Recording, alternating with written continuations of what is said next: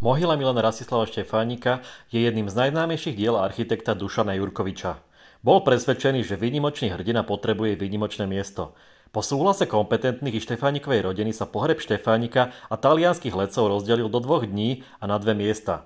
Prvá časť sa konala v Bratislave a druhá na druhý deň v Štefánikovom rodnom kraji v Brezovej, Košariskách a na Bradle. 11. mája 1919 boli Štefánik i talianski letci pochovaní na temene Bradla. Cesta k postaveniu mohyly nebola jednoduchá ani krátka. Prvý návrh predstavil Jurkovič v roku 1920. Projekt mohyly bol viackrát prepracovaný a kvôli finančným nákladom musel návrh zmenšiť a znížiť. Mohylu so spodnou terasou s rozmermi 93x62 metrov a hornou terasou 45x32 metrov vybudovali obdivuhodne rýchlo za 280 pracovných dní.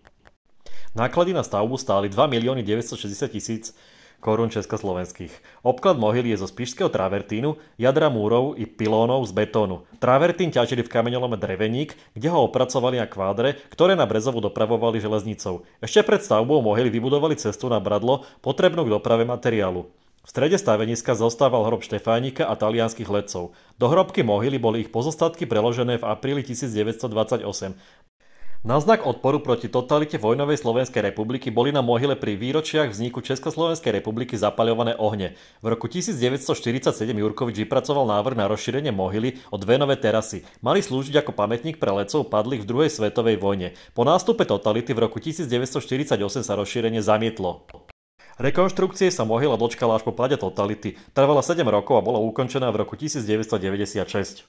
V súčasnosti je mohyla vo výbornom stave a návštevu všetkým odporúčam. Ak sa ti video páčilo, hoď mi tam prosím follow a like. Vďaka.